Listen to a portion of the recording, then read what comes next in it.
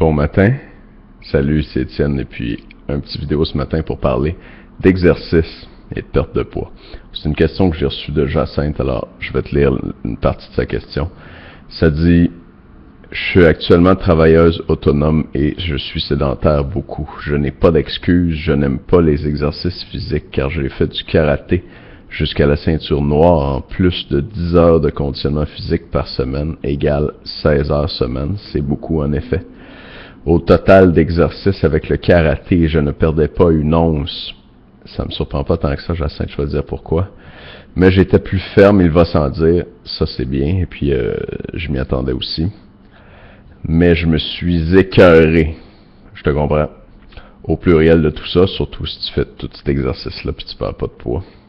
Et j'ai tout arrêté lorsque je travaillais sur des chiffres avec 4 enfants en plus et que mes heures n'adonnaient pas avec mon gym. Écoute, je te comprends d'avoir arrêté, puis tu sais, on va y aller une chose à la fois. Moi, j'ai un bac en sciences de l'exercice, fait que c'est sûr que je suis vendu sur le fait que faire de l'exercice, c'est bon. Mais je suis aussi déçu, tu sais, puis un peu déchiré dans ma position là-dessus, parce que je vois beaucoup d'entraîneurs faire de l'exercice à leurs clients, à leurs clientes, et leur faire perdre leur temps.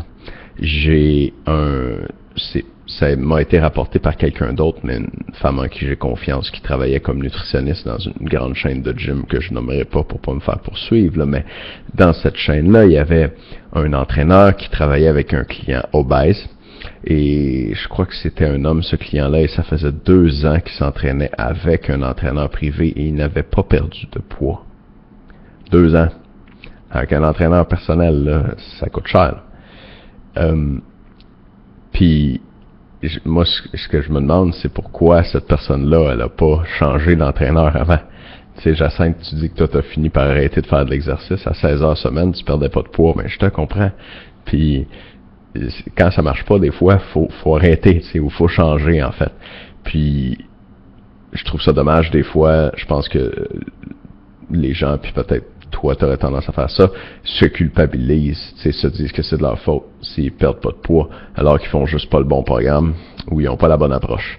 Puis, parlant de bonne approche, faut mettre quelque chose au clair tout de suite, puis ça aussi, ça me fait un peu de peine de l'admettre, mais c'est reconnu que faire de l'exercice, ça fait pas perdre de poids. Puis là, je m'excuse auprès de tous mes collègues kinésiologues qui m'écoutent peut-être. Faire de l'exercice seulement, ça fait pas perdre de poids. Il faut aussi contrôler l'alimentation. Et l'alimentation, c'est le facteur le plus important. Ce n'est pas vraiment l'exercice. La preuve, tu peux perdre du poids en changeant ton alimentation sans faire plus d'exercice.